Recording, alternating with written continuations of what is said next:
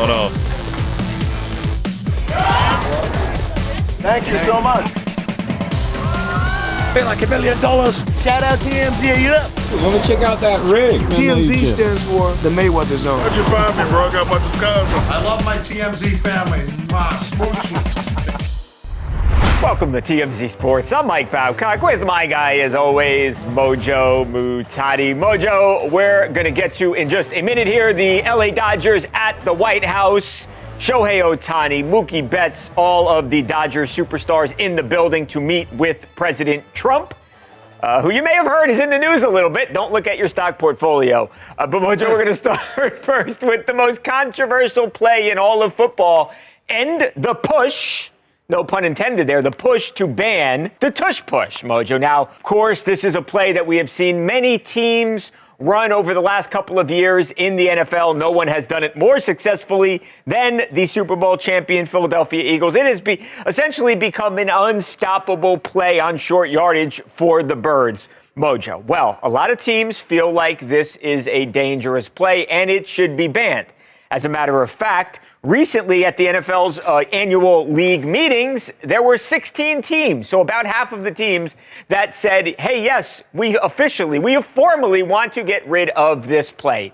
Well, it's not gone yet. What will happen is the question. Well, Mojo, we recently spoke with a guy who actually may have helped create the tush push. I'm talking about Anthony Barr, the long-time Pro Bowl linebacker for mostly for the Minnesota Vikings. He was in 2018. People may remember this clip. In 2018, Anthony Barr was on the sideline. He was mic'd up, and he was heard saying, "Hey, teams should just essentially, line up in short yardage formation and push the ball carrier from behind, automatic first down." Well, what do you know? Teams end up doing that, and now we do have the tush push. So, question is, Mojo, should this play be banned? Well, we recently ran into Anthony Barr, and we asked him that very question, and you might be surprised by his answer. The world is now crediting you for inventing the tush push. Yeah. And, did you ever fathom that it would be this controversial, this huge, this, successful? Yeah, of course. That's why I brought it up. But I mean, look, man, what do you think about the haters that are trying to, see the end of it? There's a motion to make that stop. Yeah, I don't know. I think it's a slippery slope. You ban one play, then what's next, So I think you just got to find a way to stop it. Does part of you, when you see it, implemented, are you like, that's my thing, that's my thing? No, not at all. But it's cool to see. Yeah. Would you ever get into coaching? In the future? Yeah, maybe, but not anytime soon. So there it is, Mojo. I was surprised. I thought he was going to say, as a defensive guy, hey, get this play out of the sport. Not his take. I mean, this is a very controversial thing. It seems like everyone has an opinion. If you saw the end of the video, even the guy in the blue sweater walked up and looked like he was trying to get in on that interview. He seemed very interested and happy to be there. Anyways, I agree. I think this is a slippery slope. You start banning a play, then what? You're just turning football into whatever you want it to be. You're taking it away from the players and you're handing it over to the suits to do what they think is going to draw ratings. I love the tush push. I think it's a football play. It's physical as all hell. I mean, I am a little biased. I was a defensive lineman, an interior defensive lineman at that. Physical football is my favorite kind of football. Pound the rock. It's too heavy of a pass league now. It's too pretty. I like nasty and gritty with my football, and that's what the tush push is. I mean, it's taking advantage of your personnel. You don't like it? Well, draft stronger players. Draft the right pieces of the puzzle, whether that's offensively in order to do your own tush push or defensively in order to stop it. Get you some monster D tackles in there. I don't care who's pushing from behind. They're not budging a bit. So I don't know, Babcock. I'm not a fan of banning this one. This has been a fun play, a highly talked about play too. So don't forget the benefits of all the ratings that go along with that. As far as it relates to the Eagles, who knows how much longer the tush push is going to be successful for them. Jason Kelsey's retired. You take another piece or two away from the puzzle and maybe their benefit goes away. Other teams can get good at this too, but I like smash mouth football. Let the guys play. And Mojo, to that point, and we said the Eagles do it better than anybody, and that's still true, but it's not as effective as it once was. You go back to 2022, 93% success rate dropped down to 83% a year later, and last season, 2024, just over 81%. So for what it's worth, defenses are getting better at stopping the play. All right, Mojo, let's head over to the nation's capital, to Washington, D.C. The L.A. Dodgers, of course, the 2024 World Series champions. They were in the city to play the Nationals on Monday night. They made a stop by the White House where they spent some time with the president. Now, we've seen in the past where some players have chosen not to go to the White House, especially during Donald Trump's first term. As a matter of fact, 2018, the Red Sox won the World Series, and Mookie Betts, who was the star of the Red Sox at the time, he said, hey, I'm not going to go. I don't like the president's policies, and I'm not going to visit him. Well, Mookie Betts has had a change of heart. He was in the building today with his teammates, as was the great Shohei Ohtani. And Donald Trump's a busy man. He's got a busy job, clearly keeping up with baseball, and even the president in awe of Shohei Ohtani and his incredible abilities on the playing field. Watch this. Over the course of this amazing season, the members of this team gave us some of the most incredible performances ever seen in the baseball diamond. In all of baseball history, only 6 players have ever hit 40 home runs and stolen 40 bases in a single season. And an elite group known as the 40-40 Club. It's a 40-40 Club, and very few people make it. But unanimous National League MVP, Shohei Ohtani.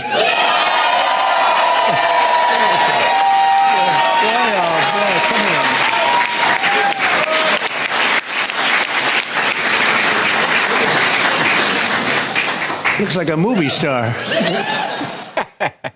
I wouldn't put it past him, Mojo. He can hit, he can pitch, probably could act too. But got to be a pretty cool moment for all the Dodgers, especially for Shohei Ohtani today at the White House. I mean, well, Trump would know what a movie star looks like. He's been in his share of movies and TV shows and all of those things. So I'd say he's qualified to go ahead and make that judgment. It does make you wonder if we're going to see Shohei in a bunch of stuff coming up. I mean, obviously he'll have some work cut out for him in order to take on a career like that. But let's not talk about that for now because his game is so on fire. I wouldn't want to do anything that's going to make him get away from how he's playing right now. It has been nothing short of sensational, just breaking record after record after record, so much so that the president couldn't help but single him out at the big visit to the White House. And I got to say, Babcock, I got to wonder if Donald Trump actually keeps up with sports like this. I mean, he's a busy guy. He has a lot going on. I mean, we host TMZ Sports. It's a full-time job staying in the know for all of the things and all the athletes and all of the sports. You know he doesn't have that time, especially not right now. So you got to wonder who's writing these scripts for him. But even then, Shohei Ohtani in his game, that's just absolutely unavoidable. I'm sure he's up to speed with at least what he's been up to. Always a great honor to go to the White House, and seems like Shohei was up for it. Yeah, he really did, Mojo.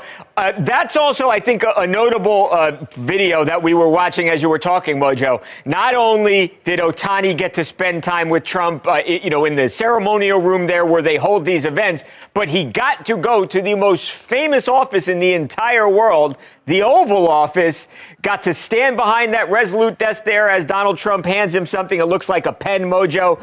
Had to be an awesome moment for this guy. I mean, Shohei Ohtani comes over here, new country, gets the $700 million deal. He wins a World Series title. He wins an NL MVP, Mojo. Shohei Ohtani truly on top of the world right now. Had to be an awesome moment.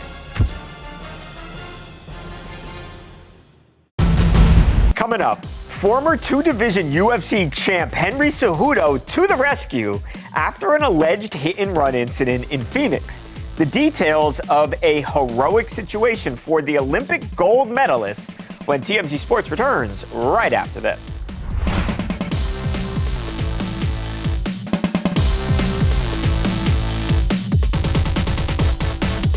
Welcome back to TMZ Sports. Mike and Mojo. Mojo, Henry Cejudo may be the most decorated combat sports athlete ever. In fact, I probably shouldn't even say maybe not. He is. The guy is a former two-division world champion in the UFC. He is also an Olympic gold medalist, Mojo. This guy has accomplished just about everything that there is to accomplish in the fighting world. And now he's also stopping crime, Mojo. You will not believe what happened Friday night to Henry Cejudo in his neighborhood in Phoenix. There was a hit and run, Mojo, and yeah, there it is. This is at the house next door to Henry. There was a hit and run. Henry Cejudo not just watching, stepping in to help stop the alleged crime. Henry explaining to the media afterwards what happened. This is an insane story. Listen to this. All of a sudden, I see this car. Our neighborhood's kind of like a U, so I see this car coming, with a huge right turn, like freaking probably going 80 to 100 miles an hour. Next you know it, I hear this big sound, and then boom. I knew he had hit something or somebody, but I knew something had happened. He ended up hitting my neighbor's yard, and there's 4 passengers in there. They couldn't get out. Once they got out, I told them, hey, you guys ain't going nowhere. Wayne tried to stop him, who's the owner of this house. I was like, you guys got to, you guys got to be held accountable for what just happened. And he ends up cold-cocking my neighbor. And, that's when I had to step in. And, pretty much the neighbors kind of they all came in somewhat to kind of, fight the situation. Ended up dropping him, lifting him, dropping him, stopped him around a little bit. And just pretty much control him with one arm, honestly. So he wasn't that tough. Mojo, that's called bad luck for the guys who hit the house, because the guy happened to live next to Henry Cejudo. If you're going to get in a fight with somebody, you don't want it to be Henry Cejudo. And amazing pajamas, by the way. That's awesome. I love this story, Babcock. This is story of the week. I know it's only Monday, but I think I can give them the gold medal. I love this so much. Doesn't start off so funny. I mean, He said the neighborhood's like a U. I'm assuming he's talking about a cul-de-sac or something right, like that. So right. 80 to 100 miles whipping around a cul-de-sac, totally unacceptable. Think about kids out there playing. I don't care if it's night. You never know what's going on. I run out in my cul-de-sac all the time late at night for a workout. So just absolutely unacceptable behavior. Then you spin out of control and you literally drive through someone's house as if this isn't bad enough. You punched the guy in the face who owns the house? What? He did nothing wrong. You're the idiot. You did all of this yourself, and then you are the initiator and you hit that guy?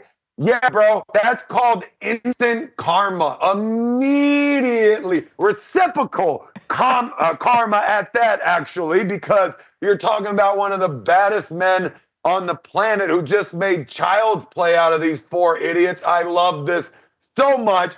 Dominated this human being, contained him with one arm. Love that this happened. You're going to think twice about acting stupid in so many different ways after this.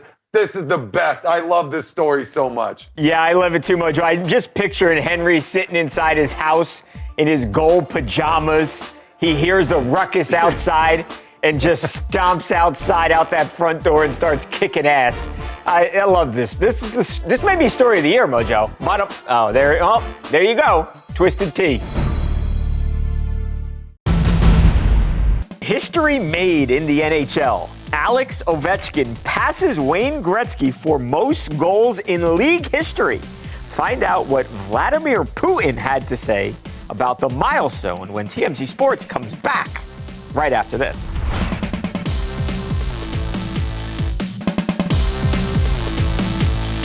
Strome, he and Chikrin will team up and glide through center. Right side to Wilson, centered up. Ovechkin has it, he scores! He scores! Alex Ovechkin scores 895! There's a new goal-scoring champion, and his name is Alexander Ovechkin! He has done it here on Long Island! His teammates mob him. There is but one. Alexander the Great, the greatest to ever do it in National Hockey League history. Welcome back to TMZ Sports. Mike and Mojo. Mojo, that was history being made right before our eyes as Alex Ovechkin becomes the NHL's all-time goals leader. Mojo, you see Wayne Gretzky was in the building. Everybody, even the great one, anticipating this record-setting goal. It's crazy, Mojo. Literally, Gretzky and Ovechkin played the same amount of games, 1,487 games. Alex Ovechkin scores one more goal in that time period, Mojo. That is just an incredible, incredible thing. And truly two of the greatest players to ever grace a hockey rink before, Mojo. Now, you've got everybody. I mean, you've got athletes from different sports, Mojo, from across the world who are congratulating Alex Ovechkin. You've also got some political leaders, namely Russian President Vladimir Putin, Mojo. Of course, Alex Ovechkin was born in Moscow, Russia, and Russia is his home country. And the accomplishment was not lost on the president of his home country. So here's what Vladimir Putin had to say, Mojo. Now, he said this through a statement he put out through the Kremlin. I congratulate you on your outstanding record. You have surpassed legendary masters in the number of goals scored in National Hockey League regular season games. I wish you health, good fortune, and fighting spirit to conquer new heights in life and in sports. Short and sweet, Mojo. A spokesperson for the Kremlin says that Ovechkin and Putin had not yet talked on the phone, though that could happen. But bottom line, Putin very clearly very happy about this accomplishment. And I would imagine it's, whatever. We don't need to get into some of the things going on right now with Putin. But for Ovechkin, at least, this has got to be a really cool thing.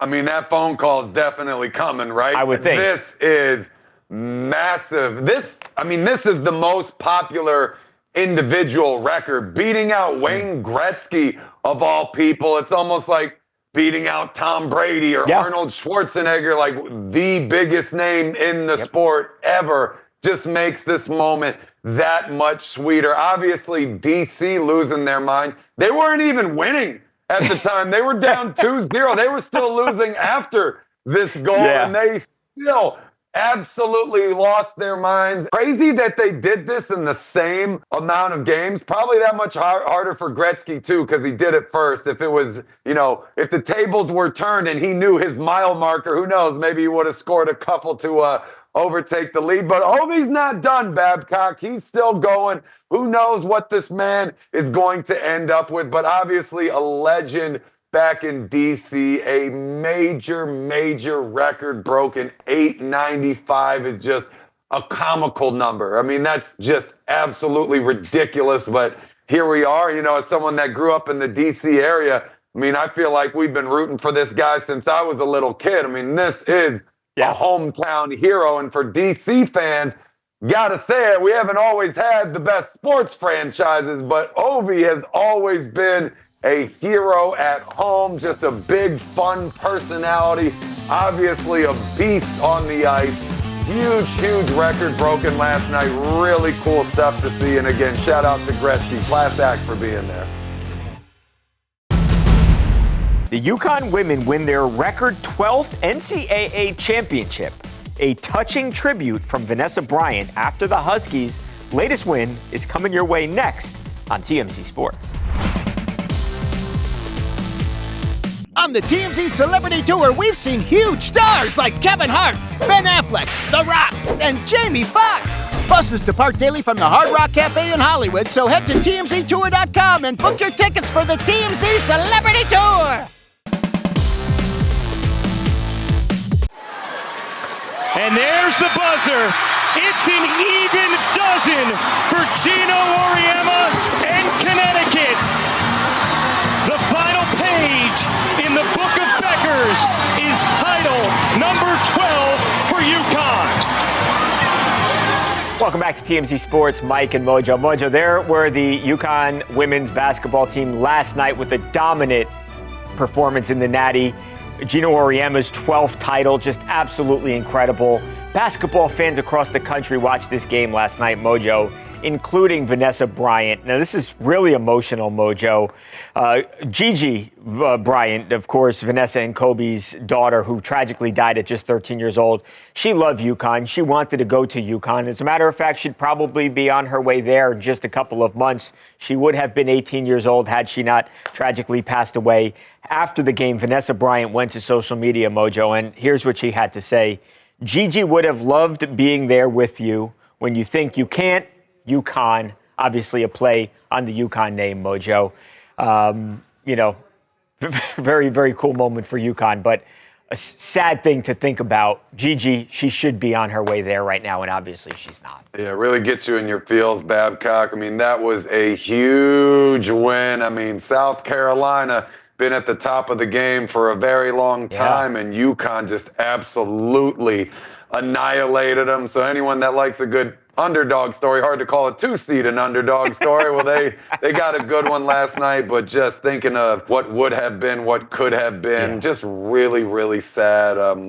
Could you imagine if Gigi would have been a part of that team? That would have made this victory even better. But you know, smiling down from heaven, I'm sure, unbelievable moment. Yeah, absolutely, Mojo. You could not have said that any better. It's just sad every time you think about this story, because when you've got a young person like that who passes away early, obviously, you think about all the things they could have accomplished in life. But with that said, like you said, I'm sure Gigi, big smile on her face, seeing them win their 12th national championship. All right, Mojo, we've taken care of the women. We now have a men's winner. We'll have a bunch to talk about on Tuesday, break down everything that happened in the celebration after that big men's national championship game. A bunch more to talk about, Mojo. Bottom line, tomorrow is going to be a great show. Absolutely, breaking down the men's tourney and the champions will make tomorrow the best show since today. I'm a lawyer.